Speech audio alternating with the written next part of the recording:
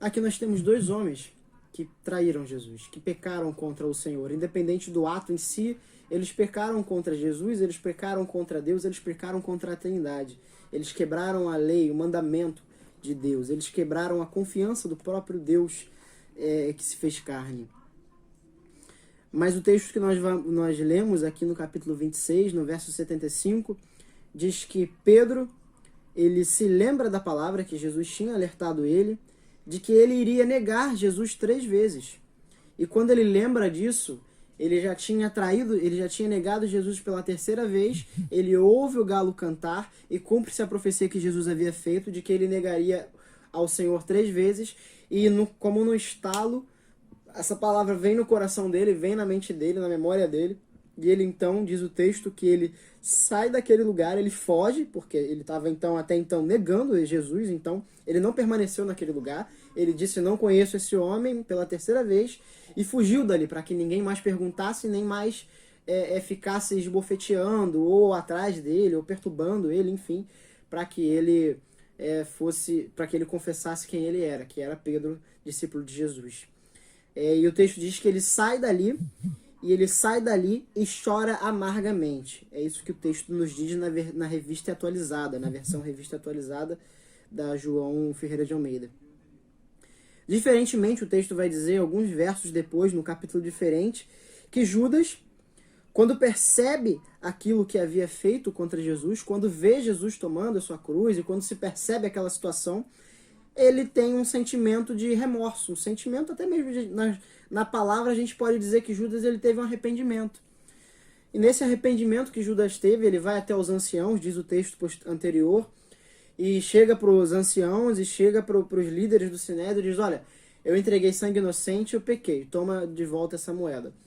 E o Sinédrio, os anciãos respondem para ele que se você acha que você traiu sangue inocente, isso não é problema nosso. Esse dinheiro é teu, esse dinheiro é de sangue, pega o dinheiro e faz o que você quiser com ele. Quando ele recebe essa resposta, Judas pega as moedas, lança as moedas de prata e lança as moedas de prata para o santuário e se retira para se matar. São 2 casos de uma traição, são 2 casos de uma negação de Jesus. Os 2 pecaram contra o Senhor. Alguns podem dizer que há um pecadinho, que há um pecadão, e isso não é o que eu quero trazer aqui, não é o que o texto quer trazer pra gente. Mas os 2 pecaram contra o Senhor. Esse paralelo, ele sai do paralelo, essa linha do trem de 2 homens que pecaram contra o Senhor, num tipo de negação e num tipo de traição, elas deixam de seguir a linha do horizonte e deixam de ser paralelos à vida de Judas nesse momento para ser cada um pegar uma pista completamente diferente, cada um seguir um caminho completamente diferente. O Pedro, que chorou amargamente lembrando da palavra que o Senhor havia dito, que ele negaria 3 vezes. Mas o texto também diz que Pedro não só negaria 3 vezes, mas Jesus também disse, olha Pedro, já disse para Pedro assim, Pedro, o diabo ele te pediu, mas eu intercedi por você. O diabo queria peneirar você, mas eu intercedi por você. E também Jesus também diz, nessa mesma situação que Jesus diz para ele, olha, você vai me negar 3 vezes, Jesus também diz, você vai me negar e tal, mas quando te converteres, eu quero que você volte, eu quero que você vá e você trabalhe nos seus irmãos, e você lidere os seus irmãos, enfim. Jesus dá uma palavra de esperança para Pedro. Mas eu não quero nem focar no que Jesus disse em determinado momento, que talvez Pedro tenha lembrado, ou na palavra que Jesus trouxe junto com a palavra de que ele negaria 3 vezes. Pedro, ele não só lembrou desses momentos particulares, mas a prova de que a gente tem de que Pedro se agarrou a tudo que Jesus falou, a tudo que Jesus ensinou, ao Cristo que perdoa, ao Cristo que estava indo para a cruz. Aquele Cristo que Pedro negou, que estava indo para a cruz para morrer por causa disso, de que Pedro não tinha capacidade de viver por si mesmo, de ser aquele Pedro que ele gostaria de ser. Ele não tinha capacidade de morrer com Jesus nem por Jesus. Então é por isso que Jesus morreu e Pedro se lembra disso. Então, enquanto nós temos um paralelo de 2 traidores, de 2 que negaram a Jesus, nesse momento Pedro se diferencia, porque Pedro se lembra de Jesus. Pedro se lembra do que Jesus havia feito por ele. Jesus havia e estava sendo crucificado por causa de que Pedro não tinha capacidade de morrer por Jesus e nem de morrer por si mesmo. Pedro tinha medo de morrer. Mas Judas não. Judas não se lembra do Senhor. Judas não se lembra das vezes que estava com Jesus e que Jesus curou as pessoas e que Jesus perdoou as pessoas e que Jesus não disse só levanta e anda que você está curado. Não, Jesus diz, olha, o teu pecado está perdoado. Os seus pecados estão perdoados. Quantas vezes Jesus não disse isso perto dos discípulos? E os discípulos viram isso, testemunharam disso. Judas não se lembrou disso e, portanto, não se agarrou nessa esperança. Então, nesse momento, Pedro, ele chora amargamente, mas ele chora amargamente na esperança do Jesus que estava morrendo. Ele se sente indigno de continuar o ministério que Jesus tinha dado para ele. Ele se sente indigno de prosseguir, mas ele não se entrega ao suicídio, ele não se entrega à desesperança total, ele não se entrega à morte. Porque quando nós vemos Jesus ressurreto, Pedro rapidamente vai até ele. Porque na ideia de Pedro, Pedro esperava ser perdoado. Embora ele não se achasse digno, ele esperava ser perdoado. Porque o primeiro que salta do barco é Pedro. Quando Jesus está ressurreto, Jesus intercepta em determinado momento os discípulos que estavam no barco pescando e diz, varões, tendes alguma coisa para comer e tal. Joga a vara para o outro lado. Eles pescam os peixes. E aí João sussurra no ouvido de Pedro, Pedro, esse daí é o Senhor. Esse que está na praia pedindo para a gente jogar a rede para o outro lado é o Senhor. Então Pedro pula na praia, Pedro pula na água e sai nadando e chega diante de Jesus, mas se os irmãos forem ver o texto, vão perceber que nesse episódio Pedro fica mudo, Pedro não fala nada. Todo mundo chega junto, eles comem junto, Pedro está mudo. Porque aquele Pedro era o Pedro que estava esperando. Ele se sentia indigno. Ele não tinha capacidade de pedir perdão. Mas ele sabia que aquele ali era o Filho de Deus, que havia morrido por ele, que foi morto por ele.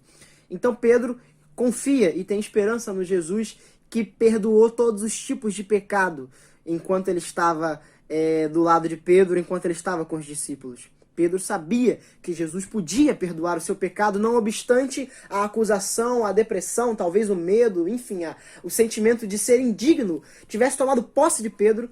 O Espírito Santo de Deus, ou melhor dizendo, a palavra que Jesus havia plantado estava no coração de Pedro, estava na mente de Pedro, de forma que ele não se suicidou. Mas Judas, pegando outro caminho, indo para um lado diferente, Judas não teve nenhum tipo de esperança. E quando nós não temos em quem esperar, quando nós não temos esperança, quando nós não aceitamos que Jesus pode nos perdoar, quando nós, na verdade, a graça é oferecida por meio de Jesus, e quando nós olhamos para a graça que é oferecida e dizemos assim, eu sou muito indigno, eu não mereço essa graça, eu não mereço ser perdoado, olha, não dá, eu vou continuar na minha vida medíocre, eu vou continuar pecando e fazendo aquilo que eu sei que é errado, porque alguma coisa me diz que isso é errado, mas eu vou continuar fazendo isso. Eu vou me entregar aos meus vícios, eu vou me entregar à minha depressão, eu vou me entregar a tudo de ruim que eu tenho. Porque essa graça, esse Jesus, ele é precioso demais, ele é bom demais para mim, ele é perfeito demais para mim, eu não mereço. Pode parecer um tipo de humildade, mas na verdade isso é um orgulho. Esse é o orgulho que teve Judas no seu coração quando percebeu Jesus Cristo sendo crucificado porque ele havia traído sim, mas crucificado para perdoar pecados, porque Jesus havia dito claramente que a crucificação, aquele caminho, era para que ele perdoasse pecados. Judas não escolheu o caminho da esperança. Judas não escolheu o caminho de ser redimido, de ser comprado, de ter seu preço pago. Escolheu o caminho, portanto, do orgulho e de dizer, eu traí o mais belo dos belos e dos belos. Eu traí o mais nobre e sangue inocente de todo o universo. Não interessa ele achar isso, não interessa ele entender que o sangue de Jesus era inocente, porque ainda assim ele foi orgulhoso, porque ao perceber que o sangue de Jesus era inocente, ele deveria ter percebido quem era Jesus, o Jesus perdoador, a esperança que estava em Jesus para o pecado dele, mas ele não escolheu assim, ele escolheu acreditar em si mesmo, ele escolheu a falsa humildade, ele escolheu, portanto, o orgulho de dizer que Jesus era bom demais para ele, de dizer que o sangue de Jesus não era suficiente para ele, porque é um sangue muito bom para mim. É uma morte muito boa para mim, eu não mereço isso. Portanto, ele se entrega então ao desespero. Quem não se entrega à esperança de Jesus, automaticamente vai ter que se entregar ao desespero, vai ter que se entregar à desesperança, vai ter que se entregar a si mesmo. E quando nós nos entregamos a nós mesmos e aos nossos vícios, aos nossos pecados, a nossa vida, tudo aquilo que a gente acredita vai desmoronar, porque nós não temos nada fixo. Nosso emprego, nosso dinheiro, nossa universidade, nosso diploma, nosso relacionamento, nosso filho.